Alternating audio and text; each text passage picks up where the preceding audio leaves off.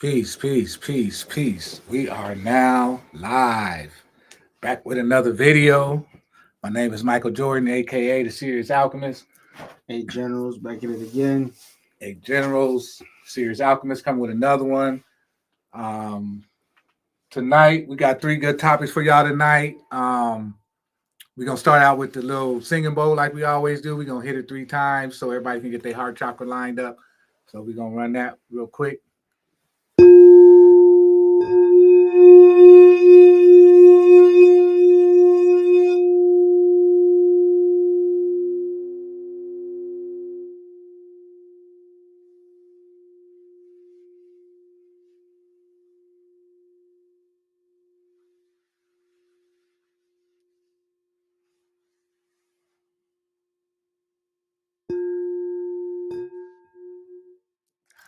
Keep messing.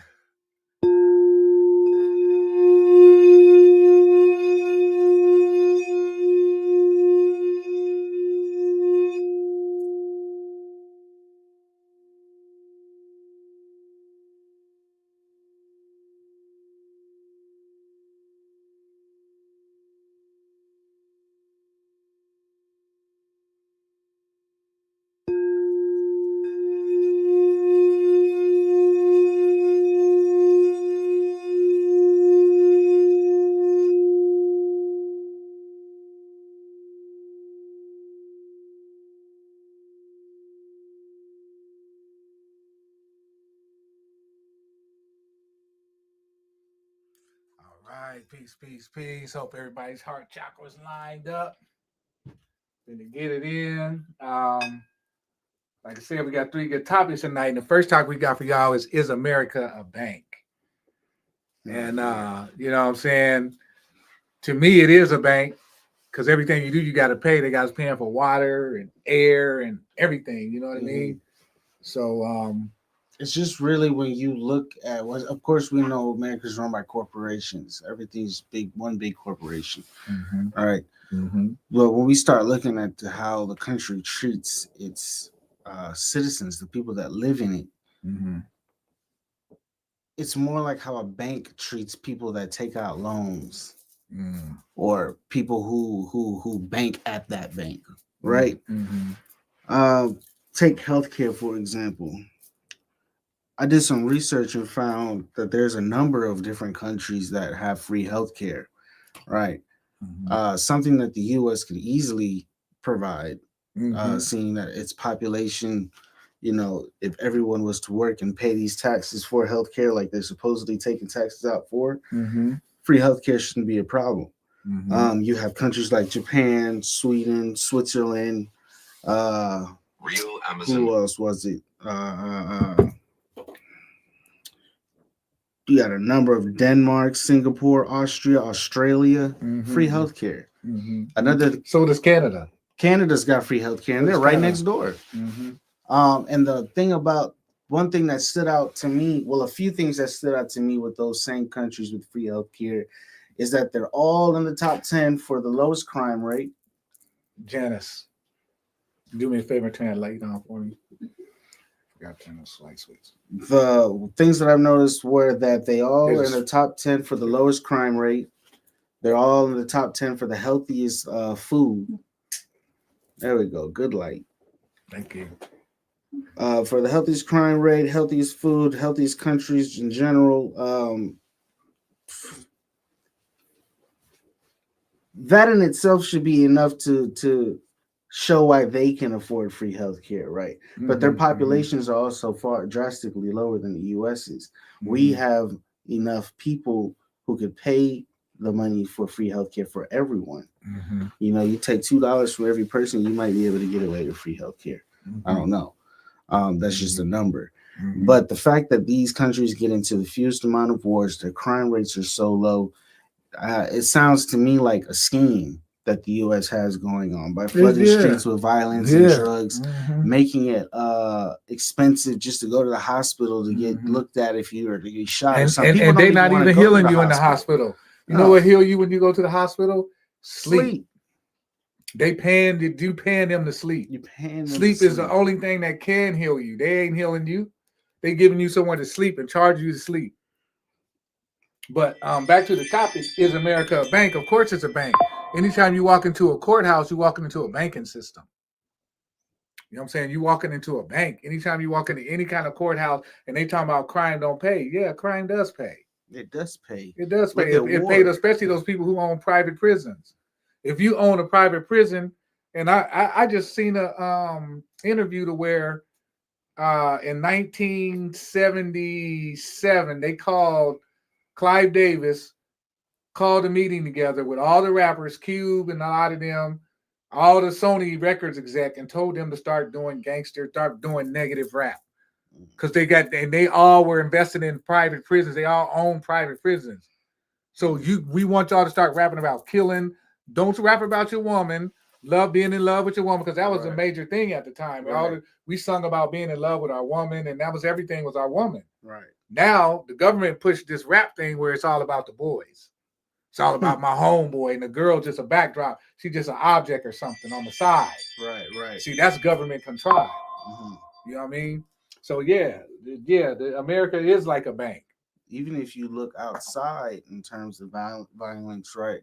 Mm-hmm. Throughout history, U.S. has been involved in practically every war. Oh yeah, across the globe. Yeah, right. They may not be feet on the ground in the war, but they're helping to fund. Oh, they're involved. They're involved in a big way. They're funding it, and it goes back to the wars of the earlier days, World War I and World War II, and all of that, where they now have to pay back the Allies for their assistance in those wars. Wars cost money. Wars cost billions of dollars. So when you have billions of citizens paying tax dollars that you're not giving them anything back from, you're not building anything, you're not doing anything with these tax dollars. Instead, you're sending them now overseas to fund other countries' wars. You can't have free healthcare. It's literally a bank. The money comes in, the money goes out. That's it. And they have the audacity to wonder why the country's in so much debt. They're paying off debt. They're paying off war debt. Credits and debits. Credits and debits. Yeah. So, yeah. They're paying off war debt. Yeah, so America is a bank. You know what I'm saying? Pretty much. America is a bank. You know what I mean? And, you know, I want people to know every time you walk into a courthouse or a courtroom, you're walking into a bank. You literally walking into a bank is set up, and then when you go in, like they got see the teller. They got like and then that's a bank. Yeah. And then if you can't pay it, what they do? They put you in jail. Yeah. They put you in a cell. They walk you right back. They put you in a cell though. Why is it called a cell? Because you're a battery. The energy, you know what I'm saying? Like, and you get paid for sitting there in jail. That pays off your fine. Wow. You see what I'm saying? And they feeding you while you in there. Like a hospital. And they feeding you. So, yeah. It's crazy, man. It's crazy. But, yeah. America is a bank, if you ask me. America truly is a bank. Because they charge us for everything. And the thing of it is, they're the invaders. They're not indigenous to this land. Right. They're not indigenous to this land. They're invaders. And then they impose on us all these things, paying for water, paying for air. You got to get air in your tire. You got to go to the gas station, put 50 cents in the darn machine. Yeah. It's something that's natural, that nature gives us for free. Pay for the house you live in. Pay for the something land that nature the house is on. And the land belongs to who? And see, that's how they got us. The land belongs to us, though, the indigenous people of the land. They stole the land. Because listen, my thing is always the land belongs to nobody. No, but listen, when we die, the land's still gonna be here. Right. But the land was the essence of what made us survive. This is what moved our economy. This because when they took the land, look, they got gas, they got everything, they got the land, they got everything. They got the lumber companies, they got oil companies, they got everything. When you got the land, you can put stuff where you want, you can build. The land is the essence of everything. So like they said, when they came with the Bible, gave us the Bible, taught us how to pray. We started praying. When we looked up, they had the land and we had the Bible. You see what I'm saying? The land is where the riches is. That's what people understand. If you got the land, you got the riches. You got control of your land. You got control of your riches. You got control of your own destiny. If you don't have control of it, somebody else got control of your destiny. So that's what I mean. Indigenous, no, we understood that nobody can own the land, but there is a such thing as being indigenous to the land. Right. I think that's different though. Yeah, it's much different because I wouldn't equate that with owning the land. I wouldn't even. Yeah, I wouldn't equate it with owning the land, but I would equate it with if you're indigenous to the land, you can share the land with other people because other people came in and we shared it with them. Like the first Indians came over on the Bering Strait. We shared with them, taught them how to grow. Did it so it wasn't a what I mean, a takeover. Just like it's enough here because all the people, everybody that's here, if they're here, they're supposed to be here. In my opinion, right? They're here. They meant to be here, but be fair about it. Right, of course. Don't be. That was the problem with European colonization. Yeah, when they went everywhere, there was no sharing. Yeah, in the beginning, I want to take that back. Because I feel like in the beginning there was sharing because they were learning. But once you get enough knowledge to where you can overthrow the person teaching you, once the student becomes better than the master, that's what we saw. Yeah, they took it and ran with it or the student took advantage of the master's kindness. Right. Took the master's kindness for weakness. Right, absolutely. Not that they overtook them. Because I feel people give the Europeans too much credit that they're just. Yes, we understand where they come from history-wise, the kind of living environment that they had to endure before we showed up and showed them how to wipe their ass and clean themselves. Take a bath and do all that stuff. Before that, I understand they were very animalistic, very basic, very root chakra based. That's all they operated on. Survival. We came in and we taught them different things. That's a whole lengthy learning process. It wasn't just a day to night. Shit. Yeah. It took them thousands of years just to learn to be human. Exactly. Thousands of years to learn how to be human, and then some more probably thousands of years just to learn how to give into those carnal desires again. Yeah, them insatiable desires. Because that is at the root. That's at the root of their nature. Survival. There's nothing wrong with survival being the root of your nature, but it's how you go about it. And they're used to having to kill, rob, and steal from each other. It wasn't going to be any different when some other people that don't even look like them. Yeah, of course. Then when you see these other people living like gods, exactly, they got cities, in a cave. They got gold, they living in they got civilization that's thriving. Right. You know what I'm saying? So, but it's definitely, it wasn't a night to day thing.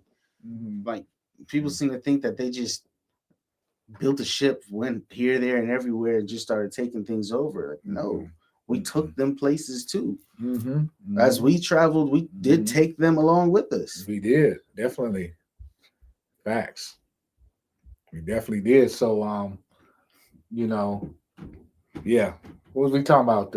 Is America a bank? Was we still on that? We could switch into the next one. Yeah, the next one was the Black Hand.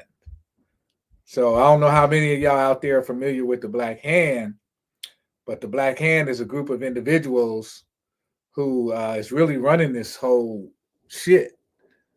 You know what I'm saying? But and from what I understand now, that the Black Hand is now giving the reins over to AI and letting AI run the shit, from what I understand. But the Black Hand is a group of black people that formed this secret society in the 1800s, right? And this secret society has been really ruling everything from behind the scenes, right? And giving so-called white people rule over the land as if they have the rule, but they really don't.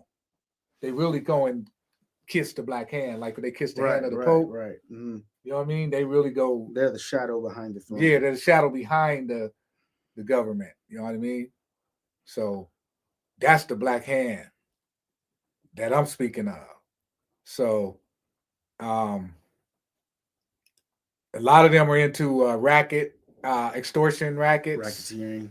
You know what I mean? Secret society, blackmail.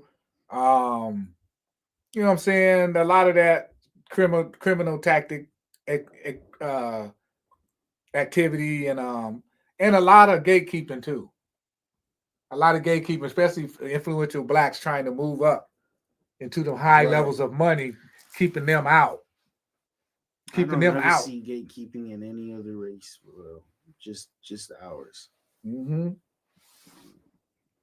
And you said the 1800s. Mm-hmm. That's shortly after the American Revolution, because that Mm-hmm. was 1775. And they're 25 years later. And they're closely related to the Boule. They're closely connected to the Boule, like I told you about that guy Clarence Levant. Clarence Avant. Avant, yeah, yeah. He was a man. That dude was something else. When you look into him, there's a bunch of videos on YouTube about him. There's a whole. I watched the whole documentary. Yeah. There's about how he influenced music industry. Yeah, the music industry. Yeah, I watched a lot of music documentaries, of course. Yeah, he was big time. He's a big name. Jay-Z, Jamie Foxx, Whitney Houston. I mean, the list continues. The list continues. He's big. He passed away. Yeah. This one, I knew this one wasn't gonna. I ain't doing that one no more. But anyway, the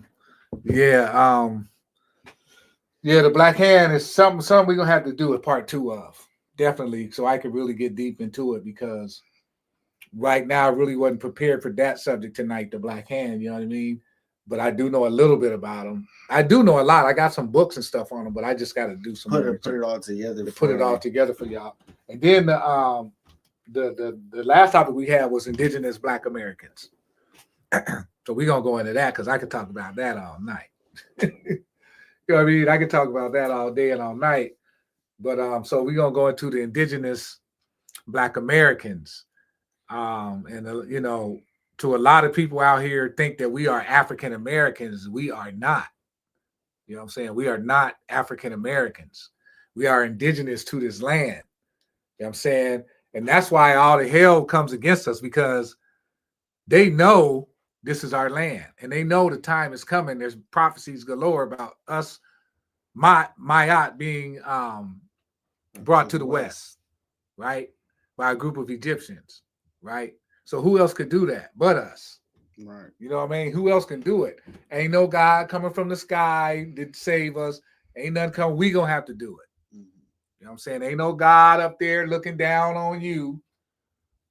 You know what I'm saying? Judging you and blessing you and cursing him and looking out for him and not looking out for him, and got That's a what I'm favorite. saying. The God in the Bible in particular is a very fickle, petty, childish God, because he picks and he chooses. He's never consistent in his decision making. And he's a jealous God. He's a very jealous God. But the fact that he is a jealous God should let you know there's more than one. And that in itself, I mean, you got to look at the whole book differently from that point. Because if this one is saying these things, what would the other gods be saying about it? But this God told me, don't even look into those gods, only him. Right. Why? Right. But people don't question those things. And, I feel like that was a big part too. That's us. That's the other one. Yeah, they can't see. We tried to get it going on a couple other different platforms. And it's not working. Video ain't working out tonight, well. so y'all got to give us a little break on that one. We're trying to go live on YouTube as well, and it's not really catching the whole scene. So, but we'll figure that out. Facebook. This is YouTube. Yeah, and the other one. So, but we'll figure that out on the next live. You know what I'm saying? Sorry about the inconvenience, but you know what I'm saying? We're gonna go ahead and go with the live. And then I think I got a video of Bobby. I think y'all want to share. You know what I'm saying? Let Bobby talk a little bit, because tonight we didn't come too prepared, but we're going to keep it moving anyway.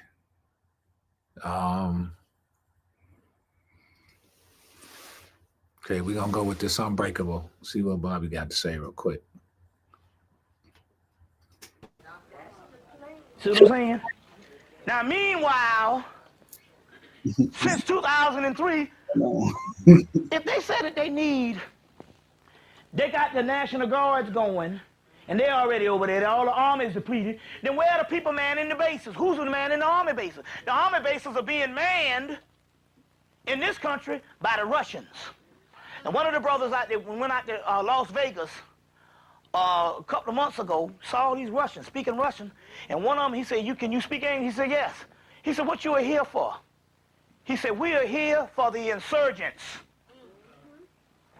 Now look up the word insurgents. I mean uprising and all this. So that means that this cracker, remember now, Bill Cooper, before he died, he said, if they're going to have martial law, they can't impose, a soldier would be reluctant to impose martial law on his own mama, on his own sister. So you have to get somebody foreign that don't have an allegiance on our lines to you. You see what I'm saying? Mercenaries. So this is who is the UN and UN soldier that's imposing the martial law, and they're all over. And those are the ones that's occupying the army bases. See what I'm saying? Those are the ones that's occupying the army bases. So the key here is they're already here for the insurgents. Now I'm telling you tonight, we have gone, but there's some beauty in this. I'm going ahead of myself. But guess what? Now Farrakhan said something back in 1985 in the Power Tour at Madison Square Garden. And he was right. He said, do you want your slave to go to war against you in the street? Told a white man that. He said, because if the slave go to war with you, we will win. And I said, I thought that was the most ridiculous thing I could think 20 years ago when I heard that. But in my illumination, I realized that he was telling the truth. Do you know we would win that war? If we went to war with him, we would win that war. So I'm trying to tell you this, and we're going to go, let me pour libations, and we're going to go into the science on this. But when this cracker jumped this time, he fucked. I know it because it happened to me. Let's see, they blew up the World Trade Center on that Tuesday. That Friday, no, that Saturday, they rolled on me, and I was standing right on the front porch, and they couldn't even see me. They couldn't even see me, so I know. And right now, you are becoming unbreakable, which means that there's certain things that's going on with you right now that right now, if you get wounded, you won't even doggone, it'll heal up overnight. This brother right here can bear witness to that. This brother right here, one of your native Philadelphians, Brother Basisi, got run the fuck over by a car, climbed up from up under the exhaust pipe. This nigga's in his 60s. Now how's a man in his 60s get ran over by a damn car, climb up from under the exhaust pipe, walk, 5 blocks to his sister's house? He was drunk as shit. Came back and standing around the damn wreck, and they looking for the damn wreck, and motherfucker saying this got to be the guy that got in the wreck because he got tire tracks all over his white clothes. And I said, Boss, did you get hurt? He said, well, I had a scratch on my face, but it healed up the next day. See what I'm saying? You see, so we talk about that kind of spirit stuff we dealing with right now. This cracker can't win this goddamn war. But see, you're thinking that it'd be done because you're looking at his measurement of war, and that shit, and believe me, he fucked when he jumped this time. I'm gonna go into this in a few minutes. Y'all all right? Y'all all right? Okay now. I know what I'm talking about. I'm lonely. I wish a cracker wanna fuck with me. You be messing with everybody. But I'm lonely, because I want to put some of this stuff to use. But it's working, I'm telling you. Now let me pour some libations right quick. Y'all all right? Okay. Give me some good ashes. Want to give them some. And now, some people say, well, why you still do? Well, see, you do this also too, because this is a form of healing. When you permeate these things in this room, people become healed. You see what I'm saying? People come healed. Some people get opened up psychically. You know, some people see devils and snakes and shit around me. Be like, oh, that nigga there.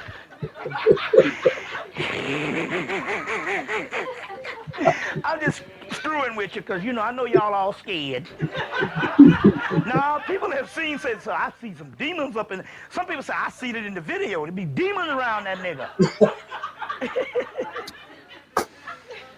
You know, be demons around that nigga. I say, yeah, you know, it's all right. Okay, now, so we're gonna let me call out some of the new ones, and then we'll deal with what you call it and all. They didn't beat the drums, and you're gonna have to tap into your Native American spirits also. Tapping American spirits, that's very key at this particular time. A native indigenous one. So we're just gonna call out these new ones, and just a few we're gonna give a shout out to Lakshmi, since she hooking a nigga up financially. You know, and stuff. You know, she said it. My girl said December she coming. Shoot, the mailbox been something in the mailbox every day up until Christmas. And then Christmas some niggas came and broke me off some stuff physically. So it's working. It's working. Of course, we spin it like a mug. A poor man ain't got no business trying to save. You already poor. Shoot. All right, now, let's deal with this. Y'all all right? So we're going to give a shout out to Lakshmi. I did that in here. It's interesting here because we've been talking about the elixir as a football player in Charlotte and mixing that elixir up. And you know, them pro football players, you know, after they get out of the NBA, they are no good. They're constantly in pain. Some of them can't make love. They can't do nothing. And he started using this elixir and started healing himself. But you got to call on the spirits. We'll get all of it. So we're dealing with also science too. So we're gonna give you this particular ritual. You can do this ritual. And y'all need some microphone on back there? You can do this ritual. We're gonna get this ritual out tonight. Spiritual bath. Do it. Go to a meeting. Go in there and you can get your job you want. You can get the business transaction you get. You can get your niggas out of jail and all that just by some stuff, you know. That's it. Well, that's it for Bobby. Got a little taste of Bobby for tonight. You know what I'm saying? So we're going to end the show tonight. Sorry for the little misconfusion we had with the other screen. We're going to have it ready next week. We'll be back next Monday, 7:30 p.m. Eastern time. Hope everybody had a good family day this past holiday. You know what I'm saying? Spending time with their families. Hope everybody enjoyed it. I know I did. You know what I'm saying? Had a good time. Went on a little trip. But, you know, it was all good. But, yeah, that's it for us tonight, y'all. We're going to see y'all next Monday, 7:30 p.m. Eastern time. Appreciate everybody tuning in. See y'all next week. You got anything coming up, going on? I'm going to try to get that new intro done for this. Oh, yeah, we got an intro coming up. So look out for the intro coming up. That's going to be hot. Always going to be fire. So look out for that. And we'll see y'all next Monday at 7:30 Eastern time. Peace.